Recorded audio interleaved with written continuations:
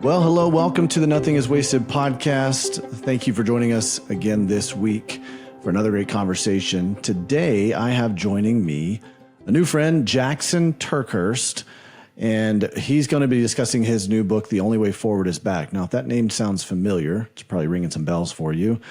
He is the adopted son, or one of the adopted sons, of beloved author, friend of the podcast, Lisa TerKeurst.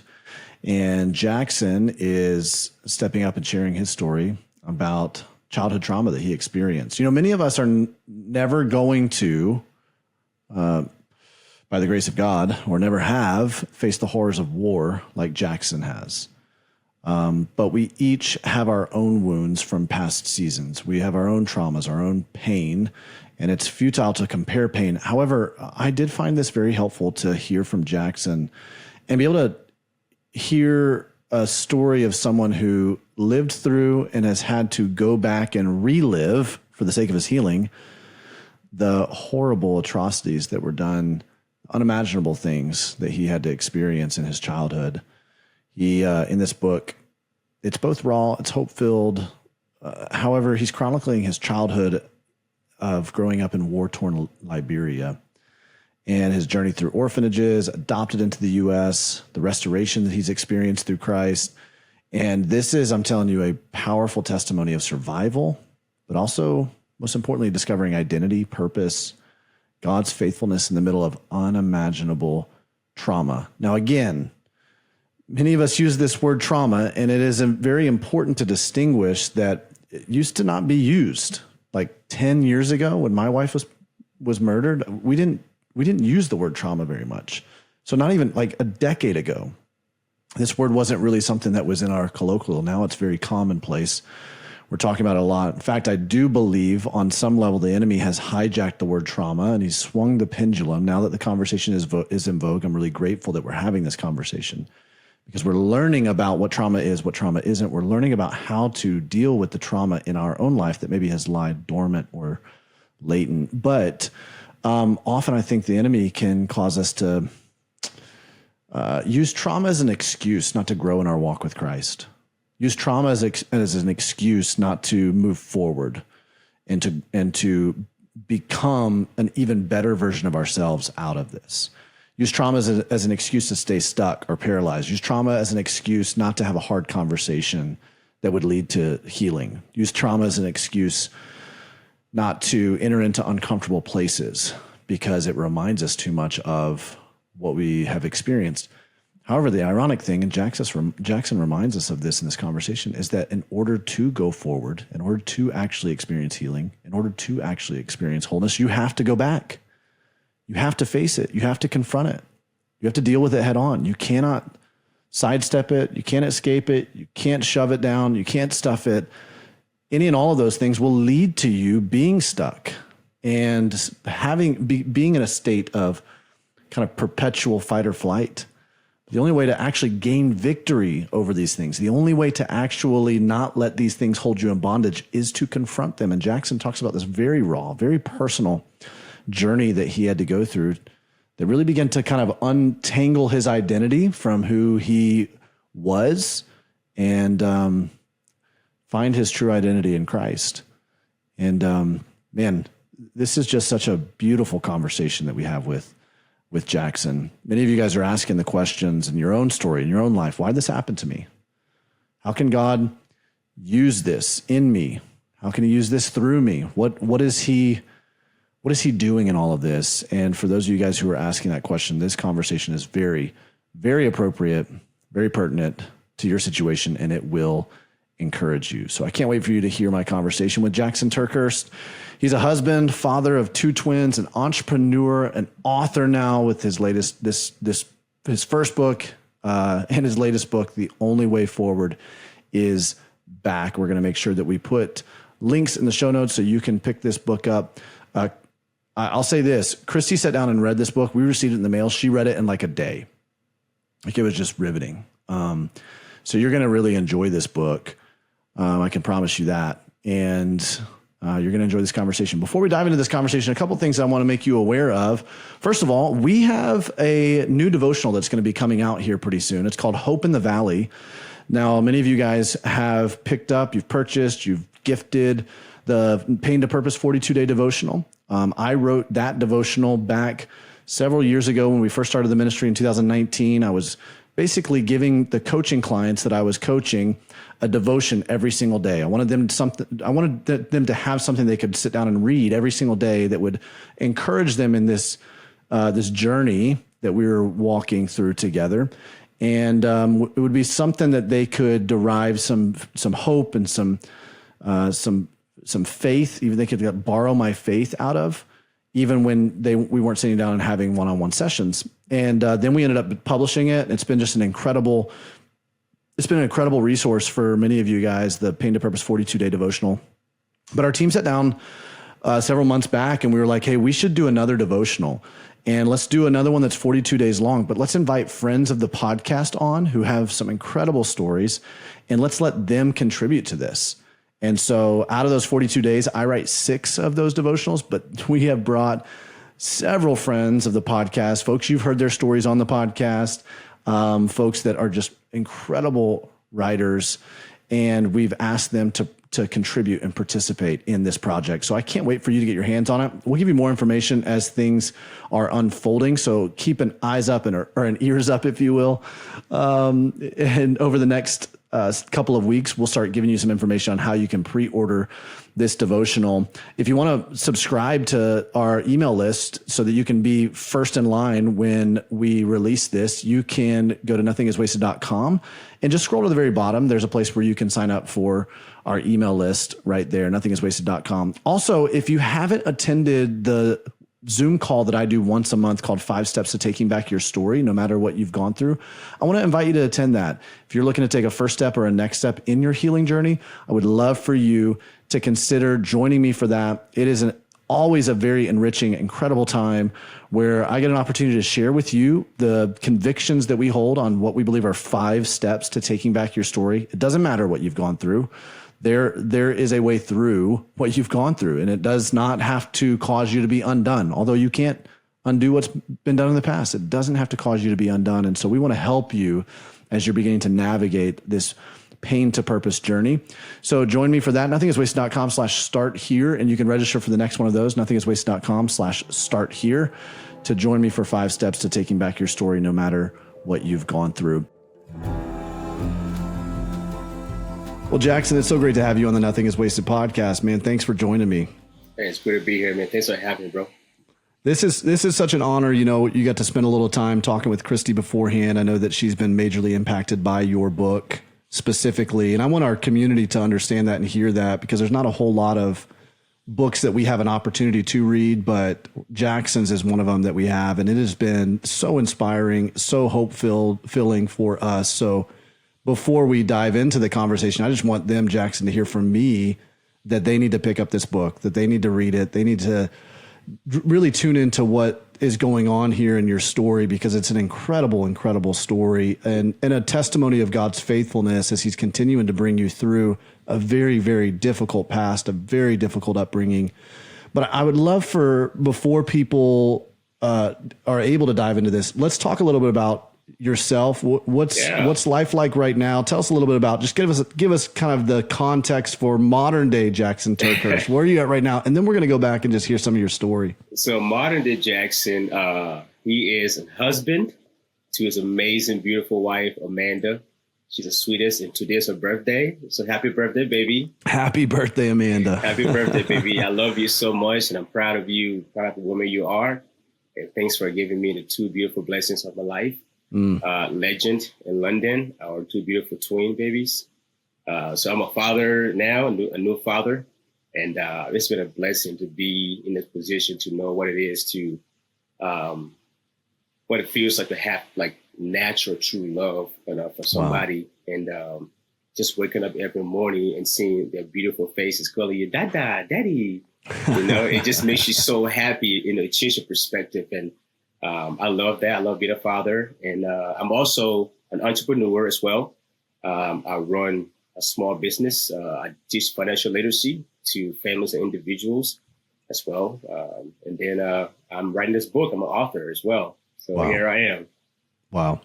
Did you ever think that you would write a book? I mean, this is a very honest and real account of your life and what you've gone through. It's fascinating. I mean, it's an incredible read. And at the same time, it's very personal. It's very real. It's called The Only Way Forward is Back.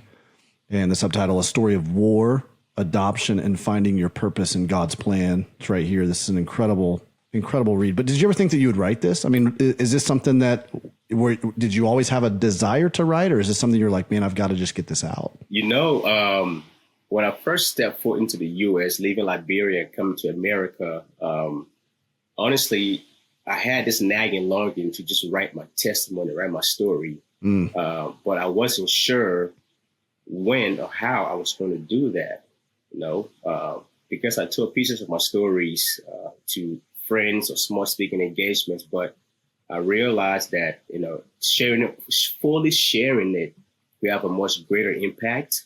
And I also saw in my personal life how I had so much trauma and that I haven't dealt with. So in order to move forward in my life, to be where I'm at today, I had to go back to start with who I was in the past. Yeah. So through that process, I learned that, hey, this would be a great thing to continue to tell the story and write it out, and it might benefit somebody. So, yeah. Wow. Going back into all of this, though, man, reliving it had to have been excruciating. It is. It's like being stabbed. Wow. Well, tell us a little bit about that. I mean, take us on obviously I want everybody to read the book. So give us a snapshot, kind of an arc of this journey to just paint a picture for what life was like back when you were a child before you were brought over to the States. So life as a child before I brought to the state, I was actually raised in a very small village, a remote small village in Liberia, West Africa. I grew up to a very, very poor family. And we were farmers, so we grew crops and lived in mud houses, just doing life every day. For me, that was peaceful. That was heaven. I was fine with that. I was content with that because I had no idea a country like the U.S. existed outside of my region where I lived at. So all I knew was tribal life, and then my life got interrupted one night when I heard a sound of a grenade launcher. And then next thing was gasoline being poured on top of my hut. And then bullets and women screaming for the children and men screaming for their wives. And I jumped off a bamboo bed trying to look for my family, and they were nowhere to be found. So I crawled on the floor, mud floor, trying to wiggle my way out to see what's happening.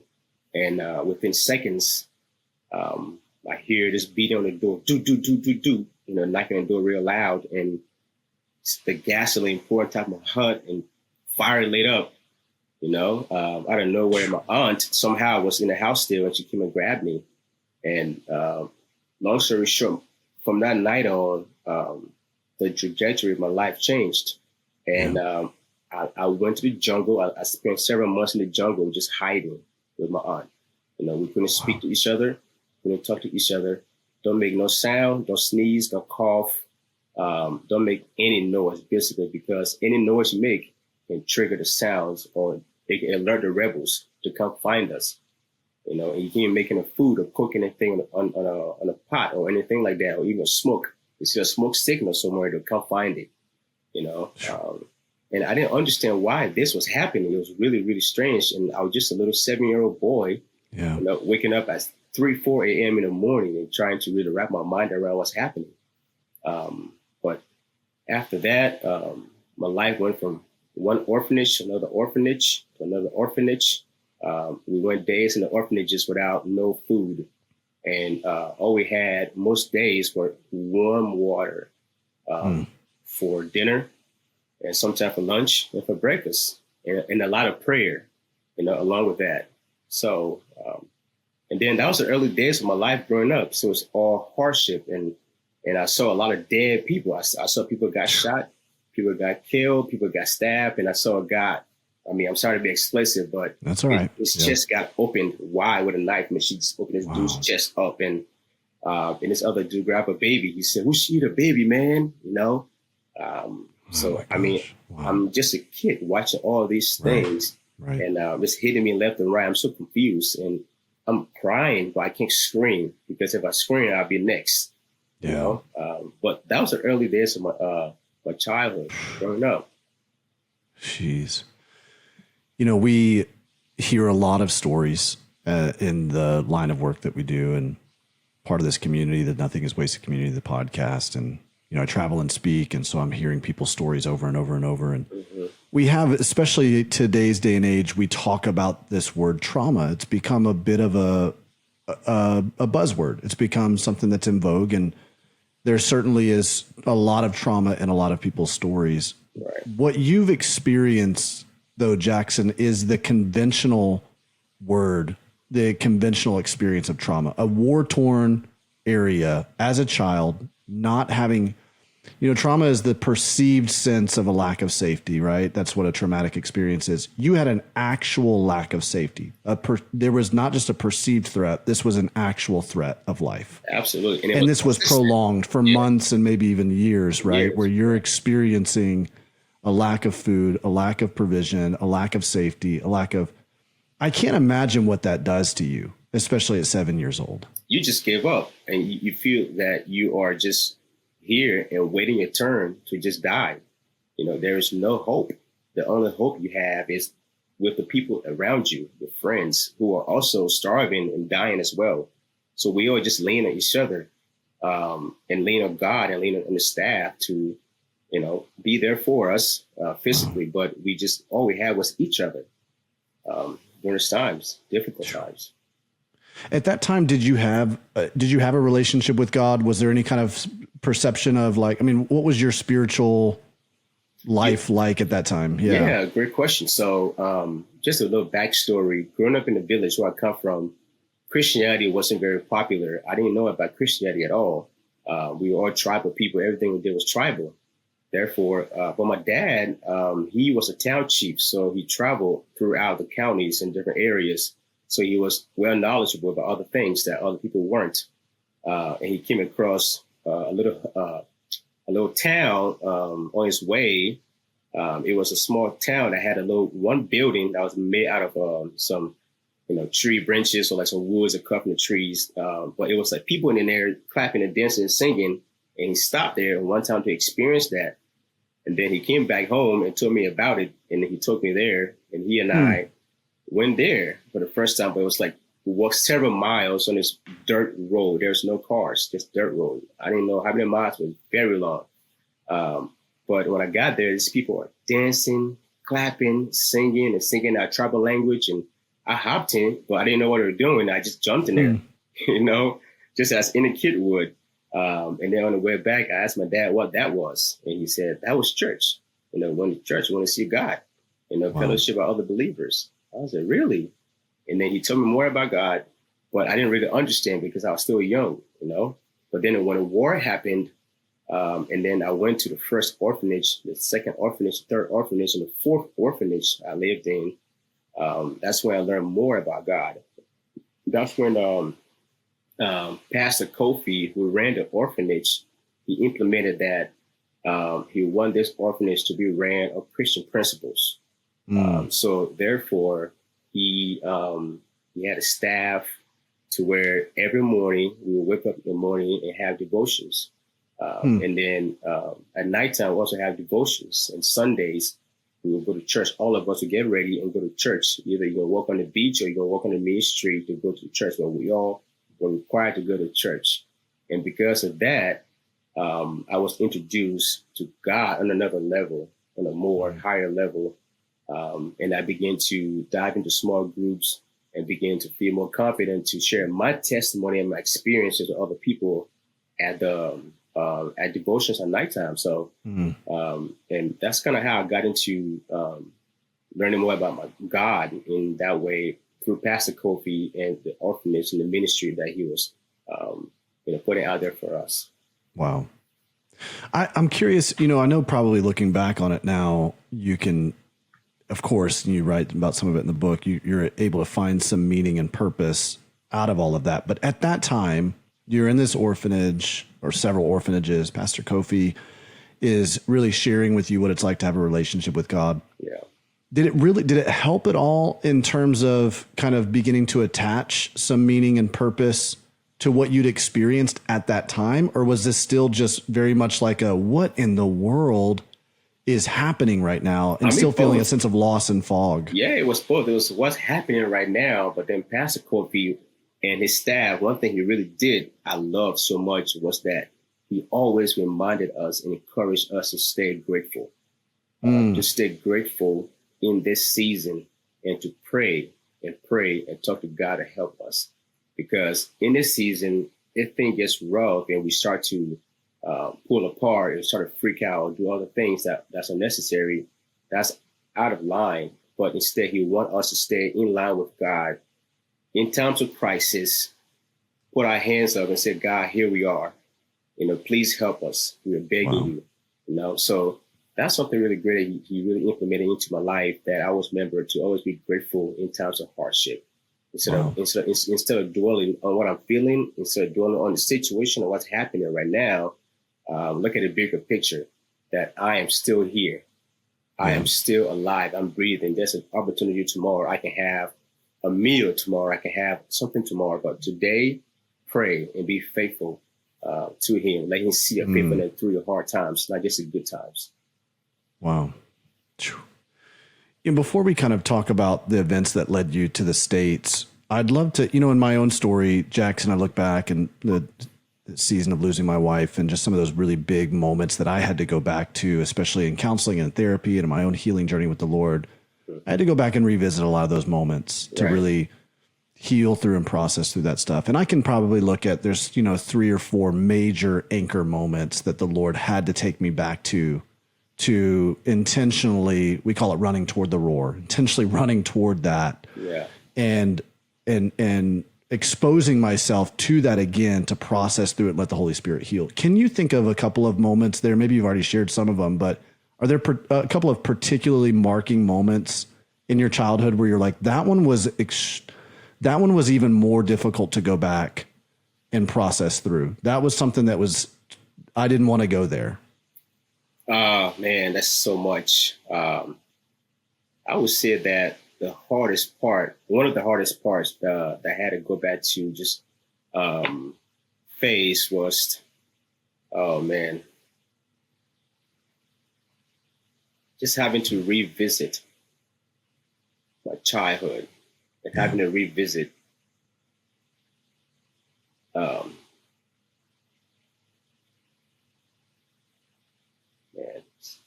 it's tough. It's all right, man. It's okay. Yeah, just how my life changed, man, just in one night. With the rebels coming to my village and me watching these guys like ripped young women, just ripping at their clothes, going at them, killing, stabbing. And I remember jumping into this wood of thorns, just scratching my body all over and just rolling and diving, and bullets just coming after me. And my best friend who lived next door, he was running with me and he saw me and he said, "Kiamu."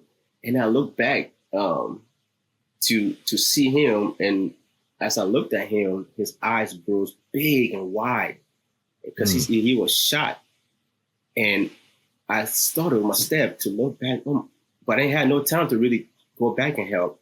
And that's my close friend. That's my guy. And I couldn't really comprehend what was happening. And it was just so hard that I had to revisit that and think about that. And as a kid, go back to being 7 years old again. And just how much I just missed being just a village boy, peace and quiet. Right. And just leave me alone. I'm just here trying to survive, just go to my village, take care of my crops and my animals, come in the village and hang out at nighttime, do my service time with our adult family, and just do whatever we can and just do life. But that was very, very hard for me to visit. And another example would be the orphanage, life in the orphanage was not easy. It was not easy, and it is very difficult. Going back at the orphanage, you have friends surrounding you, you got family surrounding you, like who are your brothers and sisters now, but it is so hard being there alone, because I was there by myself, all alone by myself, nobody. I look left, no mother, no father, no brother, no sister, just me by myself. And just having to be in this world of unknown people who I don't even know, it scared me. It scared me a lot. And to where I had to learn to protect myself and learn to protect mechanisms to protect myself, right? And finding ways to survive and take care of myself. So, wow. Yeah. And that's so hard, man. Because what you're describing, and, we'll get to this in a second, I know, but, now your life in the States looks very different. And yet, as Christy said earlier off air, there's the residue of that sticks to you. It does for all of us, where we formed these coping mechanisms of survival and protection that served us then, that don't serve us now. But it's so difficult to peel those back and to divorce ourselves from those, because it's very much entrenched. And it's who we are. It's how we survived, and it's how God wired us to survive back then. Yeah. Can you talk about some of the events then what led you ultimately then to coming to the States? And this is a really unique story as well. Yeah. So, and I mentioned earlier that Pastor Kofi ran his orphanage on Christian principles. And one of the things he encouraged us to do, as I mentioned earlier, was that during devotions, we had two options. You weren't forced to stand up or sing at all. You had an option. If you felt led, stand up and express your gratitude to God for what He's doing in your life. You can do that through song, or you can do that through just quoting a Bible verse, or just saying something that, hey, I'm grateful that I'm alive today. Thank you, God. And sit right back in your seat. And but other kids like me and my other friends would stand up and sing a song from time to time. And this became a thing to where a lot of people, a lot of other kids in the orphanage picked up on, and they started to do as well. And it turned to a thing where we formed a boys choir. It's 12 of us, 12 boys, and we just gathered together, wrote our own songs based on our testimony, based on what we're experiencing. Songs like "Still Have Joy," yes, we still have joy. After all the things we've been through, we still have joy. So we wrote songs like that for ourselves, just remind ourselves that we still have joy despite all the things we're living and experiencing right now, the chaos in our life. We still have joy, and then other kids saw us perform that and just saw us, how happy we were, and we felt so much relief. And the trauma, it takes us away from a moment from the war, to just make us normal again for a second, But through that process, we begin to sing in other areas of the country and other small churches, or on the street sometimes, to get some handout money or just whatever we can. And then one day, Pastor Kofi heard about us. He heard about how we have taken the next step by becoming more assertive in our life and becoming to write our own songs and sing and starting to train in the orphanage. And he heard about it. And so some missionaries came to the home, and he had us perform for them. And these missionaries was wowed about what we were doing. They were so impressed that they told Pastor Kofi that it would be a great idea if we, the boys choir, can come to America to sing and raise money, raise sponsorship and awareness for our friends back in the orphanage. And Pastor Kofi thought that was a great idea as well. So within a few months, we were practicing songs every day, 4 or 5 times a day, singing, practicing, singing left and right. And then next thing you know, we were on a plane to America. And that's my first time ever in an airplane to come to America. And I was like, what is this thing? I can imagine coming from tribal life where all you know is your region of the country. And then all of a sudden you're on a plane to a completely different world. Yeah. When I first got to the airport, I was like, what is this building? It looks so big, and there's cold air coming. I'm like, what is this cold air? We don't have AC, it's cold air and I'm cold and have a little plastic bag on my shoulder in my hand. Got on this plane, came to America, and we were acting so silly on this plane. You got village boys on the airplane. What do you expect, right? So we were just acting out and just like so excited and so grateful that we get to be the ones chosen to come and represent our friends from the orphanage. So, and then came to America, and then we started. We got on tour, and then the rest was history, man. Wow. So. Yeah. Wow. That, it sounds like to me that there was that, as you're explaining it, you're so excited to be able to represent your friends back in the orphanage, that you were the ones chosen. There was a sense of honor and privilege and just like, man, wow, how amazing is it that I've been counted worthy to do that? It sounds like there was a bit of purpose that was beginning to start happening inside of your heart. Yeah. That was really helping you to transcend what you had been experiencing. Yeah, absolutely. Because God saw that I was dying inside. I had no hope, and I was just hanging around and doing nothing with my life, and waking up every morning, going digging through trash cans, trying to find food to eat, or stealing somebody's clothes or shoes or selling to make money out of it, or helping a lady down the street with a boutique to make some money just to get some fried fish or some water later, But then when this happened, I felt like I was meant for something greater. That's when I started to feel like, you know what? There is life at the end of the tunnel for me. Wow. I'm going to America, and I'm not being adopted into America, but I'm going as a missionary to America. On behalf of my brothers and sisters, on behalf of myself and my country as well.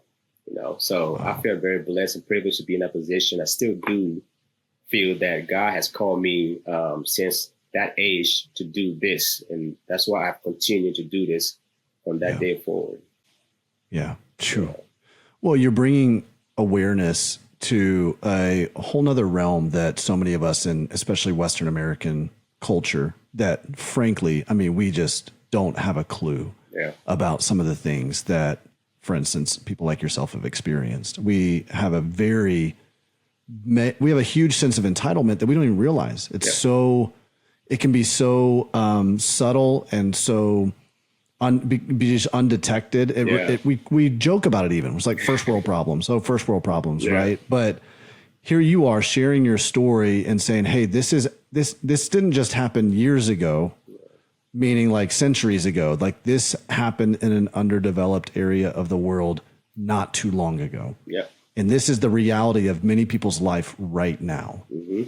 And there's such a huge calling in bringing awareness to that and helping people to see. One, it helps me personally. I know when I was going through just trying to process through my wife being murdered, it was so helpful to hear about other people who are going through things. We can't compare pain. I always tell people that you can't compare pain. You cannot. What you are experiencing, you need to acknowledge, you need to process it. It's the hardest thing you've ever experienced is the hardest thing you've ever experienced. And God's in the middle of that, right? It's a futile exercise to try to compare pain. And yet at the same time, Jackson, it was really helpful and sobering for me to hear stories like yours, to hear stories of other people, missionaries who lost their lives on the front lines of a third world country, and go, okay, I can't imagine walking through that. If they can get through that, if God can meet them there, he can do that for me too. That's absolutely right, man.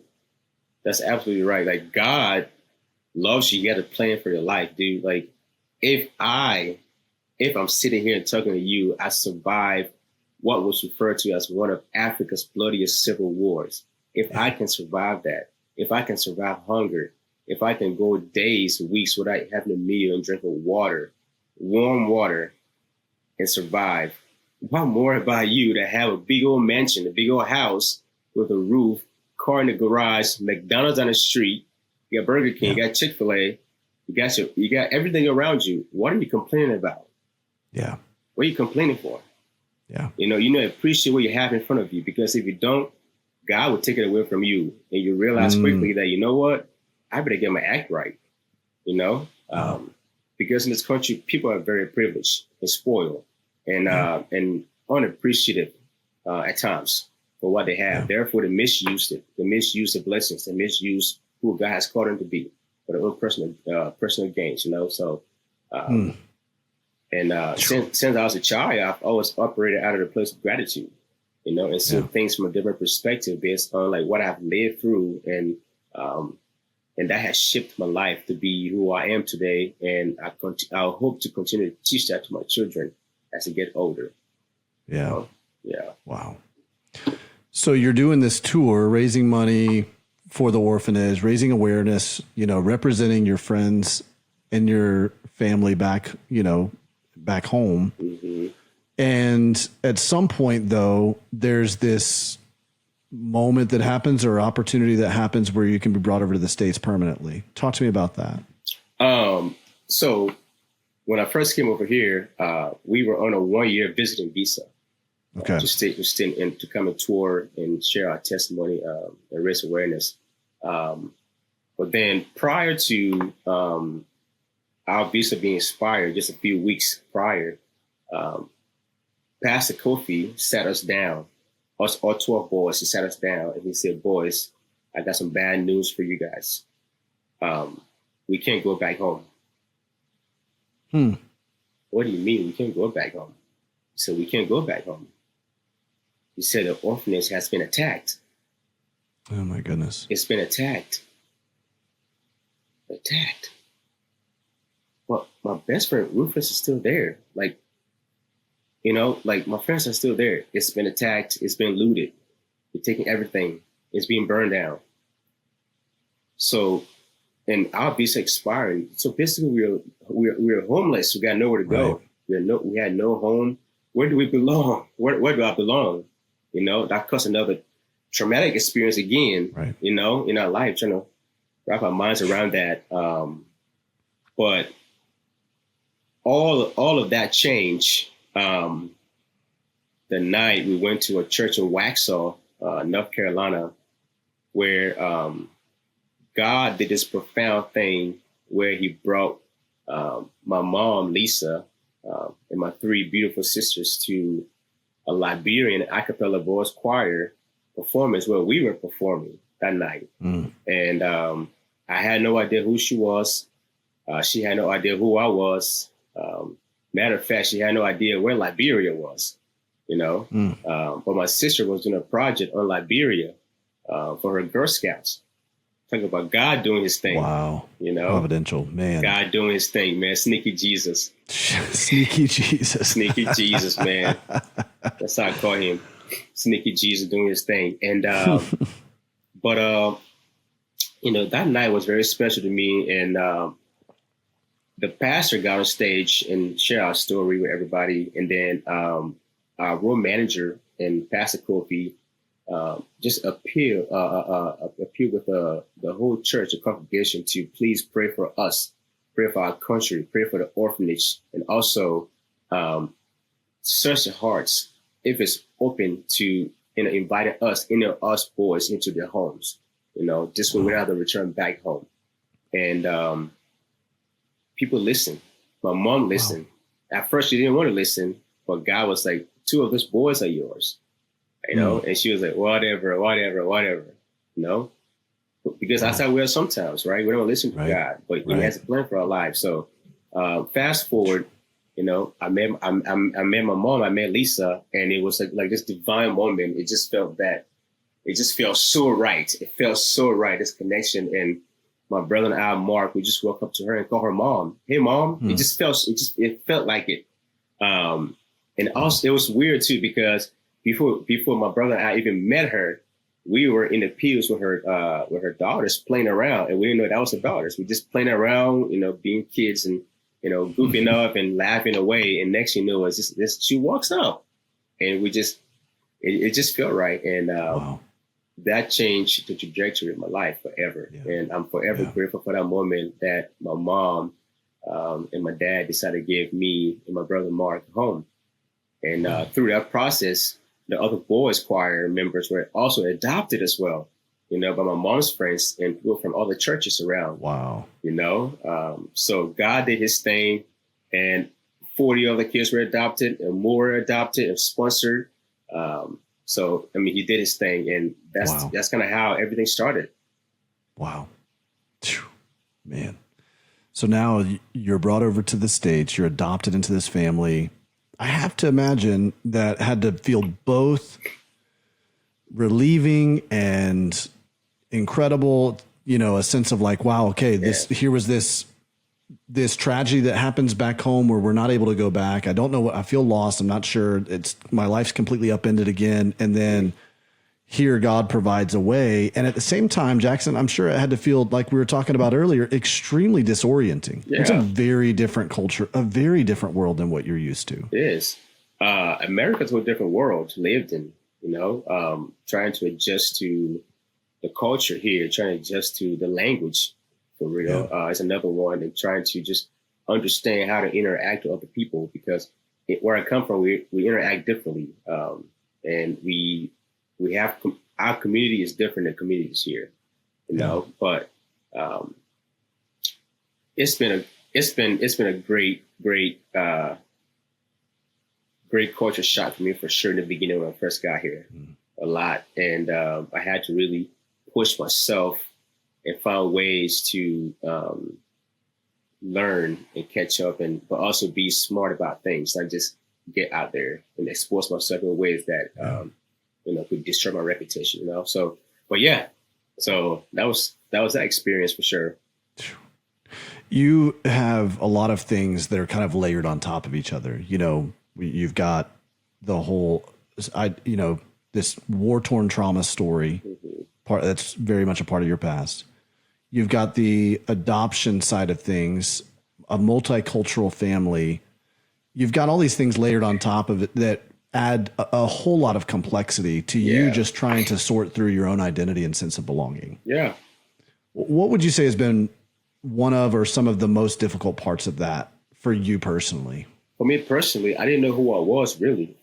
I struggled to even know in the beginning of my like when I first got here, I struggled to find out who to model my life after, or you know, basically, you know, if you're in a household, a son or a daughter model their life after the father or whatever.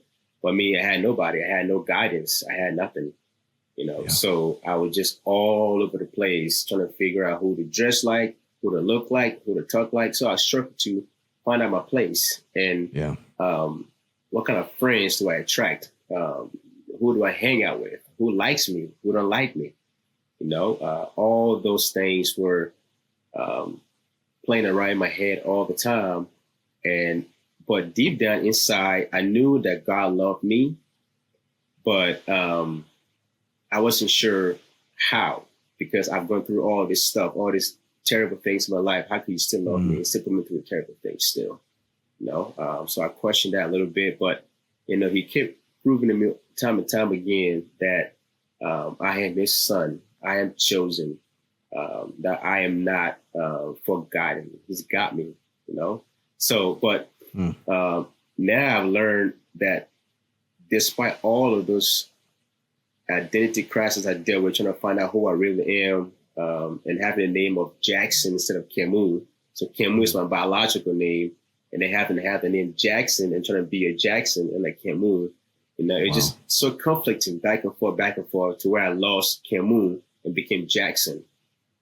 You know, and I became Jackson the adopted, this new Jackson, you know, who I am, and forgot Kemu. So I had to go back to find out who Kemu is. And Kemu is who I am, this authentic, natural, honest, open, personable, respectful, loving guy. So yeah, I struggled a lot in the beginning to find these things, but now I'm on a track where, you know, God has revealed to me that, you know, show me who I am now in His eyes. Wow. And I'm grateful that he has cleared my vision and continues to clear my vision to have a better understanding of who I am and what my purpose looked like for him. There had to have been people who were really instrumental in that for you too. Because, as part of what I've seen God do in the landscape of people's stories is that God uses really instrumental people to help reinstate the true sense of our God-defined identity back into us. What's been lost because of the painful things we've experienced or the coping mechanisms that we create or the way that we try to protect ourselves. God uses people along the way. Who have been probably the most instrumental people that God has used for you to go, okay, this is who I am in Christ. This is to remind you of that, to bring back a sense of belonging for you. Well, I would tell you this. My parents, Art and Lisa, did an incredible job when they first adopted us. And one thing I loved was that they got us to be in a community where we were surrounded by people who support us, who loved us, and they did things to take our mind off of the trauma we've dealt with and dealing with. We went to youth group, did mission trips, and we did inner city work to serve other people. And so my parents got us in a position where we're able to work through those things and not having to continuously live through that trauma or live in that trauma all the time, but instead surrounded us in a place where we had other people raising us as well and supporting us. So my parents play a huge role in that for sure. And I give them credit for an incredible work they did for me and my brother both. And I hope I can make them proud. Wow. Yeah. That's awesome, man. Yeah. That's incredible. You said you were a part of a youth group but no doubt you're experiencing either the acceptance or approval or the response of the church to your story, right? And you're experiencing on another level with, obviously your mom, Lisa. And so you're not just getting the church, your own local church, but you're getting the church as a whole. Yeah. How was your experience? Because I've definitely heard, from different folks who have experienced adoption, differing experiences in terms of like how the church had supported or loved. It sounds like your experience from the church as a whole, that it was an incredible. It was great experience. It was incredible. My dad's best friend, he was our pastor right down the street. So the church we went to, the pastor was a family friend of ours. And I was friends with the youth group pastor. And then we had sports complex. Obviously, I'm African now, and I love soccer. So we had a sports team next to us. We play soccer every time. But we had a great network of supporters around us. The church we went to Southbrook, was a great church. They did a lot for us. They knew we were from Liberia. They knew we were from Africa. They were aware of our story and our testimony. And people came to us and, just told us about how our story has helped them. Instead of them pushing us away or looking at us as something else, they welcomed us into the church. They welcomed us into that community. And everywhere we went, people loved us and they heard about us. So it was a great thing that our parents did that work to put us in that position where we were loved for, and were looked after by other people who are also great, strong believers in God, and really saw our pain, our struggles, and they were willing to guide us in ways that can make a change in each of our lives as we get older. Yeah. It sounds like, I love the part of the subtitle of your book is Finding Your Purpose in God's Plan. It sounds like even at that stage of your story, you referred to serving in an inner city ministry, you referred to missions trips, that serving other people was a huge part of your own healing. Yes. Can you talk to me about that a little bit? Can you maybe think through why that was the case? Well, so for me, I'll tell you a quick story. So when I first got adopted, I couldn't speak a lick of English, barely speak any English or understand the American language or anything of that nature, really. But my father, Art, owned a Chick-fil-A where he employed me to work there. And being behind a register as a cashier and taking orders, those customers didn't care if I had an accent. They didn't care if I come from another country. They didn't care if my hair was nappy or like this or that. You know, they didn't care about that. All they cared about was get my order right and get my chicken sandwich and my lemonade. Let me go with my Chick-fil-A sauce. You know, so I was like, you know what? I like this. This is great. I'm not being judged. You know, I'm not being looked down upon, but instead, and that people just want to be served. And through that experience, just me being behind a register and smiling and being and just having conversations with people and not being shy or staying in a dark area where I just keep quiet to myself and not really express anything wouldn't help me at all. And that being at Chick-fil-A got me out of that that area of silence. It got me out of that dark area where I was not very confident in who I was or who I am. And it helping to really realize that, hey, truly serving somebody else can bring a healing to your heart. And I started to see that serving those people every day, being there every day, and the environment was so lively, the Christian music in the background, everyone's so upbeat and happy, helped me to stop putting it with my trauma and pushing it back a little bit because I was serving other people and I was happy. I was smiling. I was speaking enthusiastically. I was staying connected with my guests. And I built a relationship with them. And through that, I just felt much happier because I was serving somebody else, not myself, right? Because Jesus came to serve. You know, he didn't come for us, you know, like to serve, you know, for us to do anything else, but he came to serve us, you know, and through that, he accomplished his goal for his Father. And I feel that Chick-fil-A really helped me to put that into act by just serving a lot at the restaurant and doing some mission work. All of those things really just help put a happy spirit within me, change my spirit, change my mental, change my psyche. And that has rubbed off of me. And up to this day, I'm still happy, you know, and I still smile often because everyone told me, it's like, keep smiling, Nick, keep smiling. No, we love your accent. We love we love that. You know, we love that. Keep smiling. Don't ever stop smiling, you know, and those encouragements helped me. And because of that, I was so happy to serve and I love to serve. And I went even further to work at Chick-fil-A Leadership School, where I went to a servant leadership school with Chick-fil-A to learn how to even serve even further. And I traveled to Brazil. I served there, you know, as a servant leader as well. Came back to America and then went to college. But through that whole experience, serving other people, man, it does a thing in your life. It takes the focus off of you and put on somebody else for once. So this way you don't focus on yourself all the time, me. But instead, think outside the box and look at somebody else. How can I bless somebody else? Because if you bless that person, you never know what you could do to your own life. You know, you're making a wise decision, smart decision. Like there's work being done in you if you start thinking that way. You know?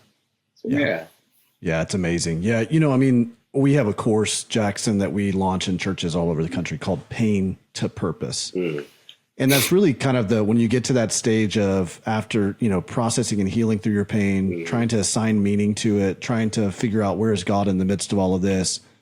Then you get to this place where you go, okay, what are the purposes that God is extracting from this? How am I supposed to help somebody else out of what he's done in my life? Right. And that really begins to lift your eyes off of your own pain, because trauma can cause us to navel gaze. Right. It can cause us to turn inward and become this thing, which is, there is an element that's really important as you're talking about looking back and processing through these things. But if we get too inner focused, to where it's not being exercised out into serving others, then it can actually lead to a whole lot of just detriment to our soul. Yeah. But the next step in the process, the full circle, is then turning around to serve other people. And as you do that, it brings life back to you, joy back to you, hope back to you, because you begin to see that there is purpose in all of this. Yes, it does. And even in college, I remember I was a sophomore, a junior in college, and you know, I was looking for internships and I couldn't find any. So I reached out to my mom, and she has a connection with Elevation Church. So I was able to do an internship with the outreach team. And I was so excited. I was like, yes, I get to do outreach today. I'm so pumped about this. I really do enjoy doing these things. Like, I love being out there. I love to be out there in the dirt, working, having conversations, hearing people's stories, and just loving on them and trying to make the day great if I can by any means necessary, right? But like those are things I do enjoy naturally for me. Just being in an environment where you can serve other people. And I bet you, man, if you start doing things like that, it don't have to be any big act of anything big. It can be anything small. You know, if you see like an older lady at Walmart, help her with a cart. It starts with that. Holding the door at a doctor's office for another client coming in. It starts with that. You know, picking up a trash. It starts with that. You don't have to start big. It just starts small and build upon that. And once you start to build that, you'll see a change in your own heart for yourself and other people. That's so good. Yeah. That's so good. Jackson, now you're building a family, which is exciting, but it's also been a difficult journey in and of itself too. Building your own family. I know that you guys have experienced some, or you had experienced several years where you weren't sure if you were going to be able to build a family together. But you have got these two gifts now from the Lord, which is just an incredible thing. How are you now trying to, because I imagine it's got to be really difficult to step into the place of being a father when for a lot of your life you grew up without a sense of belonging, without a family in the, conventional nuclear form. Right. So what's that been like for you now as you're stepping into being a husband and a father? Well, I mean, it's challenging, obviously. Just like your wife said earlier, you can skip the trauma, but dust still remains. So I try to be cognizant of these things as well, just to be in a position where, and as a father who has experienced trauma and experienced disappointments and experienced hurt, that to keep in mind not to bring that over to my family or to bring it to my kid's life or use whatever it has affected me in the past. Do not let that affect my children. Do not let that affect my family. And I need to be a better role model for them and teach them better things. Though I didn't have that growing up as a young boy, but I have been blessed to be in a position that God has surrounded me with so many incredible men who has poured into my life. So I got some great close friends that I go to and have vulnerable conversation with them about my struggles, about what I'm dealing with, or even in my house with me and Amanda, or career or life. I say, hey man, listen, bro, I'm going through this. I really need your guidance. What should I do? So I have that about me that if I know that I'm going down a path that is going to lead to something that will affect my family negatively, I make sure to reach out to people who I have in my corner, who has been there for me to keep me on the right course. But as a new father, I love my kids. They love me, and I am very kind to them. They're kind to me, and they're great kids. They don't fight, screams, or they're rude. But I'm just, my goal, my plan is to just implement God in their heart to where they can grow up to love God, love other people, and whoever they meet in this life, to always treat those people with honor, with dignity and respect, despite of who that person is. And along the way, have some fun, and do life and enjoy life. But I'm just here to serve them. And I'm here to serve. I'm here to serve my children. I'm here to serve Amanda, and that's what I'm called to do. As a husband, to serve. Yeah. So I'm here to serve them, and I hope that I can be the good representation of what a good father is to them as this life goes along. So I'm blessed to be here, man. It's a great experience. Well, man. Yeah. Well, we're proud of you as we dove into your book and got to hear a little bit more of your story, and now just being able to draw you out on a little bit more here on the podcast. I'm really amazed at what God is doing in your life and what he has done. It's such an encouraging thing to my own heart. I know everyone who's watching this, listening to this, they're being encouraged by it as well. Make sure you go pick up. We'll put links at the bottom of the show notes, but I've got it right here so you can see it. The Only Way Forward is Back by Jackson TerKeurst, a story of war, adoption, and finding your purpose in God's plan. Jackson, where can we follow along with what you're doing, and how can we tune in more to you? Yeah, man. Obviously tune into this podcast for sure. It's a great podcast. And I have a social media, Instagram. Just look me up, Jackson TerKeurst. I'm there, Facebook, and JacksonTerKeurst.com as well. I'll be there as well. And my book is available on Amazon, Books A Million, Barnes & Nobles. I look forward to seeing you guys at this bookstores or wherever and sign some autographs and take photos and, give Jesus high fives, man. I'm excited. Yeah. It's awesome, man. Yeah. Well, I'm proud of you. Thanks so much for sharing with us and being vulnerable and really being willing to go back to those really hard places for the sake of others. Yeah. That's a huge representation of Jesus, even in and of itself, right there, Jackson. So thanks, man. I'm super proud of you. Thanks for spending time with us. I appreciate that, man. Like I said, man, God gave us our stories not just to carry, but to share. And I hope that in this process of telling my story, if it can help anybody, if it can help you embrace your own journey to keep going, then I know for a fact that God is using me for the right purpose, the right reason. So I'm glad to be here, that He's using me to shine a light in the darkest light. It's awesome, man. It's awesome. Thanks for joining us for today's episode of the Nothing is Wasted podcast. We hope you enjoyed our conversation and found it as encouraging and insightful as we did.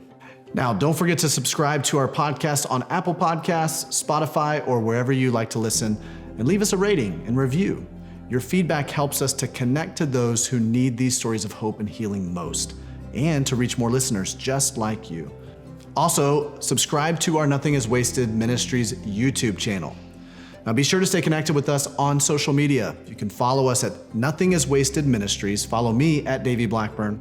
We'd love to interact with you, so be sure to stop by and let us know how these conversations are impacting you and your story. And if you want to learn more about all the incredible resources we have available to help you navigate whatever valley you're walking through, visit our website at nothingiswasted.com. If you're ready to get started in your journey towards healing and finding purpose in your pain, we'd love to help. Simply go to nothingiswasted.com/start here for your next step. We want to thank our guests, and we want to thank you, our Nothing is Wasted community, for tuning in regularly. Remember, no matter what challenges you face, whatever pain you are walking through, nothing is wasted. We'll see you next time for another incredible conversation here on the Nothing is Wasted podcast. But before you go, check out this short clip from our next episode. Thanks for joining us, friends.